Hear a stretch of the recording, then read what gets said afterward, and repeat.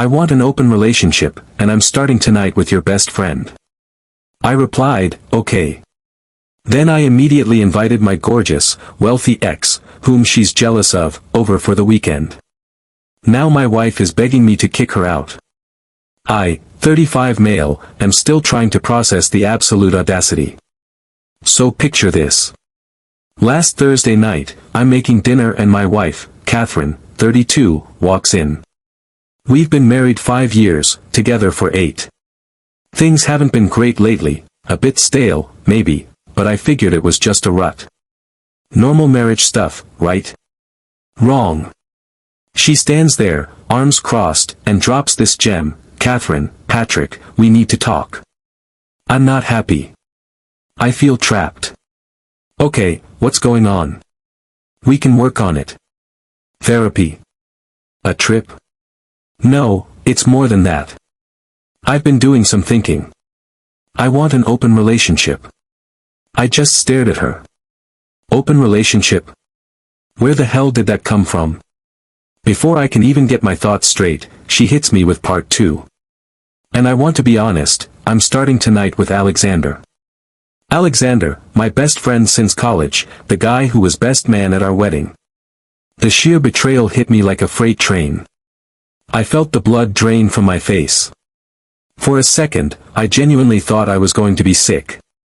She's standing there looking almost expectant, like I'm supposed to just roll over. I took a breath. That cold, hard clarity hit me. This wasn't a discussion. It was a declaration. She wasn't asking, she was telling. And with Alexander, that wasn't just a desire for openness. That was a calculated stab in the back. Visibly surprised, a little smirk playing on her lips. Oh, okay. That was easier than I thought. Yep. Okay. She actually looked smug. Great. Well, I'm going to go get ready. Alexander's picking me up around 8. She practically skipped out of the room. The moment she was gone, my mind was racing. Hurt. Oh, yeah. Immense. But beneath that, a different kind of resolve started to form. If this was the game she wanted to play, then fine. 2 can play. I pulled out my phone, scrolled to a name I hadn't called in a couple of years, but someone Catherine was intensely, almost irrationally, jealous of, Rachel, 35, my ex from before Catherine. Rachel's successful, runs her own tech startup, travels the world, and yeah, she's stunning. Catherine always felt threatened by her, even though Rachel and I ended things amicably, and she's always been nothing but polite. Rachel picked up on the 3rd ring. Hey, Rachel, it's Patrick. Long time. Listen, this is going to sound completely out of the blue, but what are you doing this weekend? Patrick? Wow. Nothing concrete. Why? How would you feel about an impromptu visit? My treat, stay at my place. Let's just say I suddenly find myself with a very open weekend. Rachel, bless her, has always been sharp. A beat of silence, then, Patrick, what did she do? Me. Story for another time. Or, for when you get here. So, are you in? Consider my bags packed. Send me the flight options. This sounds intriguing. I booked her first-class ticket for the next morning. Our house is in my name only, an inheritance from my grandparents. Her name isn't on the deed or the mortgage. Catherine has her own car. I have mine. No joint accounts, thankfully. We've always kept finances mostly separate after a disastrous early attempt at a joint checking account where her spending habits became a major issue. Catherine left around 8 p.m., all smiles and excitement. Didn't even give me a second glance. The silence in the house was deafening. But now it wasn't just filled with my hurt. It was filled with anticipation. She wants an open relationship. Okay, let's see how she likes it when the door swings both ways. Update 1, 3 days later. Well, folks, the weekend was eventful. As predicted, Catherine's entitlement levels are off the charts. Rachel arrived Friday morning. She's even more gorgeous than I remember and just a genuinely cool, funny person. It was surprisingly easy to fall back into a comfortable rapport with her. We spent the day catching up, laughing. It felt nice, like a weight I didn't realize I was carrying had been lifted. The house felt lighter. Catherine rolled in around 1 a.m. Friday night, Saturday morning. She was clearly expecting me to be moping or angry. She walked into the living room where Rachel and I were having a glass of wine and watching a movie. The record scratch moment was epic. What? What is she doing here? Voice like ice. Oh, hey, Catherine. You remember Rachel? Good to see you again. Patrick, what the hell is going on? Why is she in our house? Me? Well, you said we're in an open relationship now, so I invited an old friend to spend the weekend. You were out with Alexander. I figured it was fine. I kept my voice perfectly level. Her face went through about 5 different shades of red and white. The smugness from Thursday night? Gone. Replaced by pure, unadulterated fury.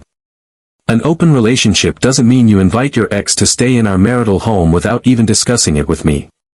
This is completely different. Me, is it? You started a new dynamic with my best friend without discussing it. I'm just embracing the new rules you laid out. Besides, it's my house, remember? Rachel, to her credit, just sipped her wine and looked mildly interested, like watching a particularly bad reality TV show. Catherine, Alexander is your friend. This is a stranger.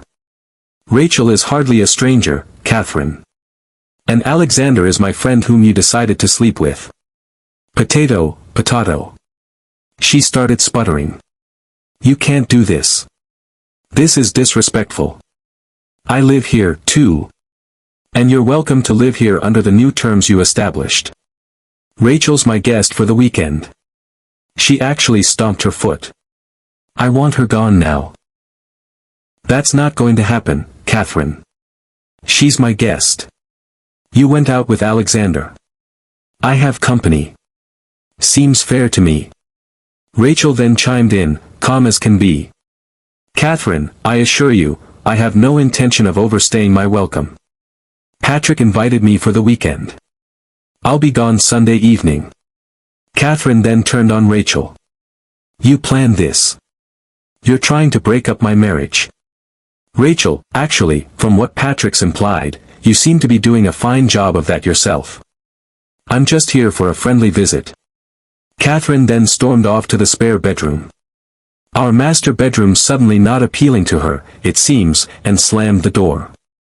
Heard her furiously texting, probably to Alexander or her sister Deborah. Deborah, 29, has always thought Catherine walks on water, and I'm barely good enough for her. The rest of Saturday was tense.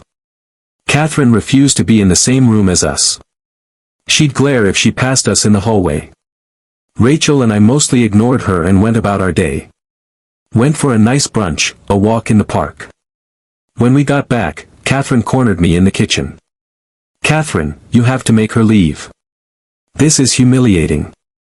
Alexander felt so awkward knowing she was here. Alexander felt awkward. Interesting.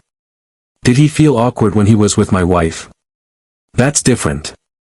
We have a connection. You're just doing this to punish me. I'm doing this because you announced a new set of rules. I'm playing by them.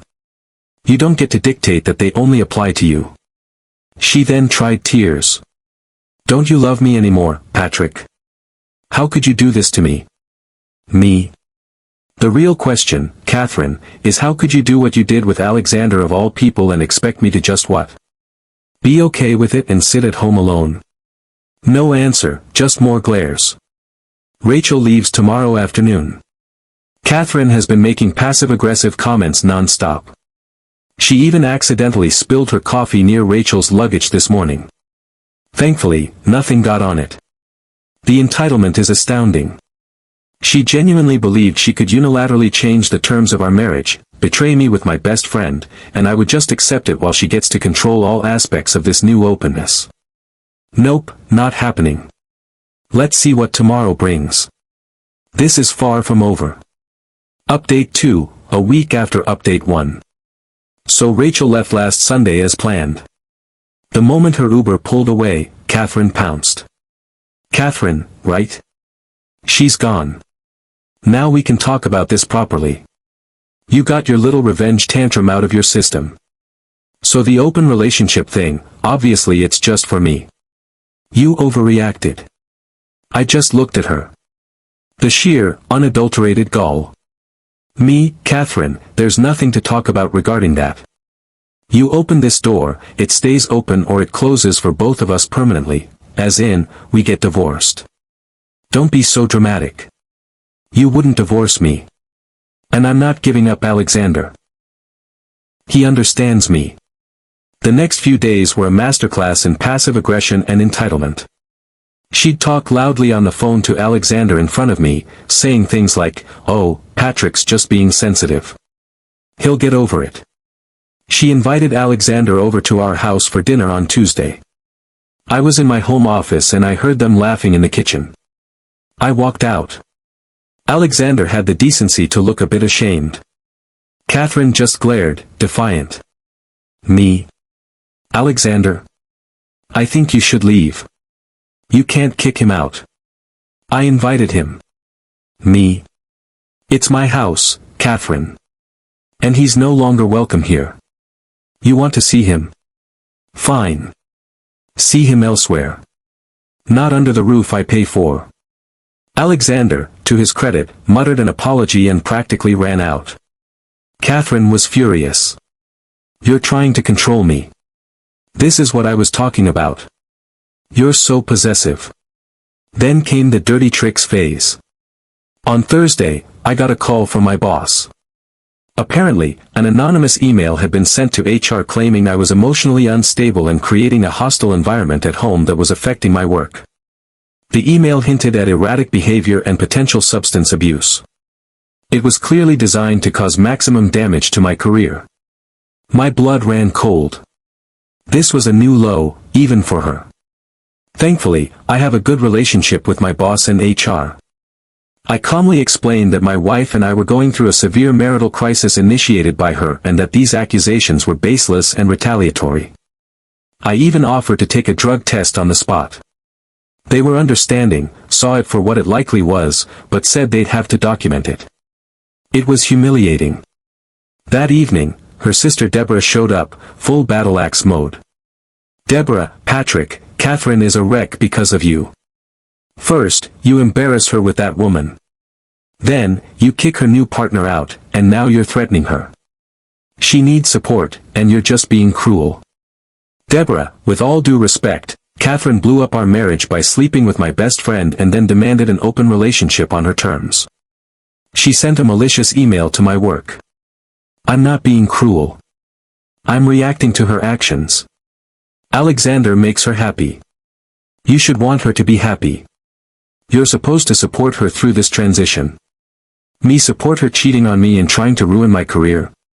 No, that's not how this works. The argument went in circles, with Deborah basically saying Catherine could do no wrong and I was a monster. After Deborah left, still fuming from the HR incident, I told Catherine, this has gone too far. The email to my work is beyond unacceptable. I want you to pack your bags. I want you out of my house. You can't kick me out. I have rights. This is my home, too.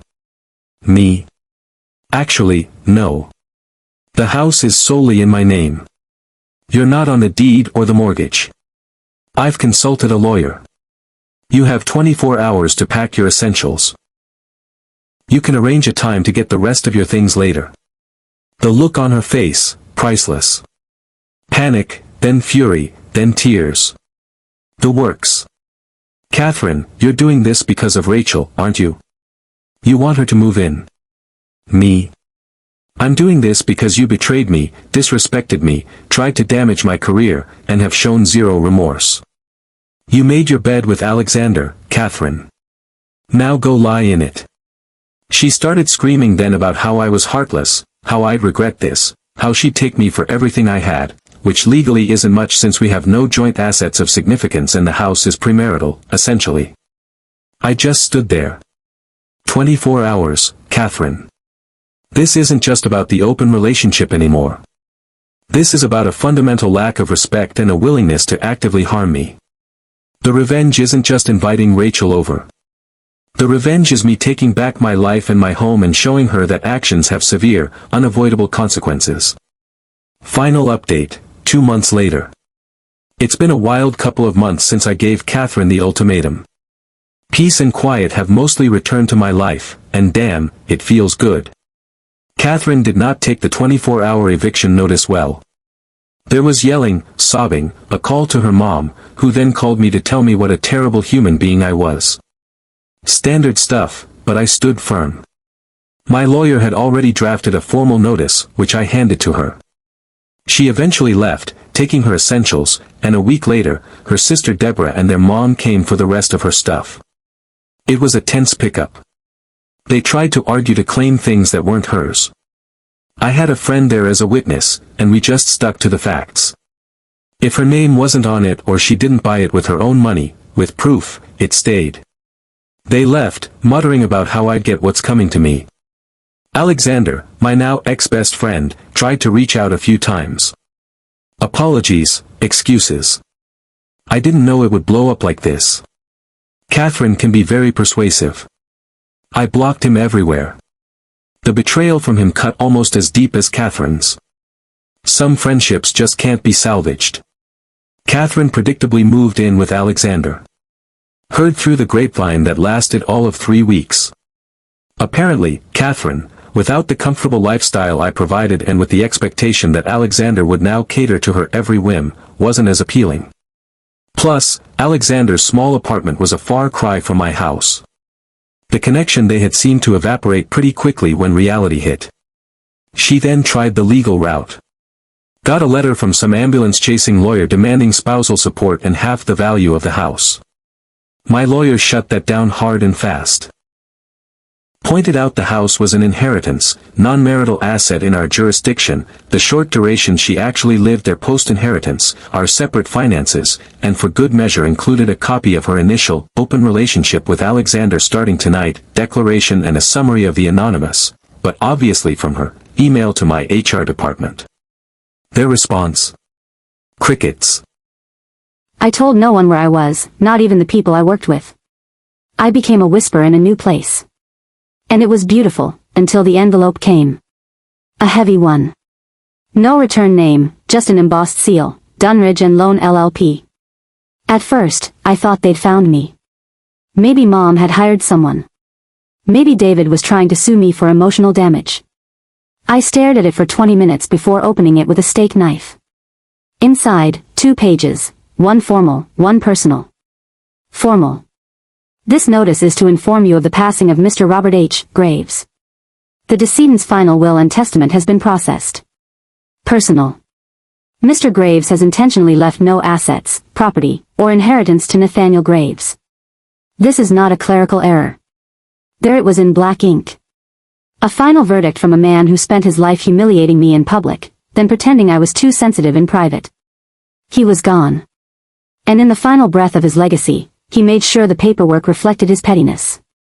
I read the words slowly, then again, and then I laughed because after a lifetime of empty promises and broken words, he finally kept one. I didn't go to the funeral. I didn't ask if there was one. I didn't check obituaries or make a burner account to spy. I did one thing. I printed the will, drove to a stretch of beach where no one knew my name, built a small fire in the sand, and fed that will line by line into the flames as the smoke curled up into the sky. I whispered, "You didn't forget me. You erased me, and now I've returned the favor." Later that week, I set a final digital trigger, an automated reply that said, "This number is no longer monitored. This name is no longer valid. If you're looking for Nathan, you already lost him." I programmed it into my old email before deleting the account forever. Now, I drink coffee alone. I watch people laugh from a distance and feel nothing but freedom. No one in my new life knows I had a brother. No one asks about my parents. And I never correct them. They think I'm quiet. They think I'm private.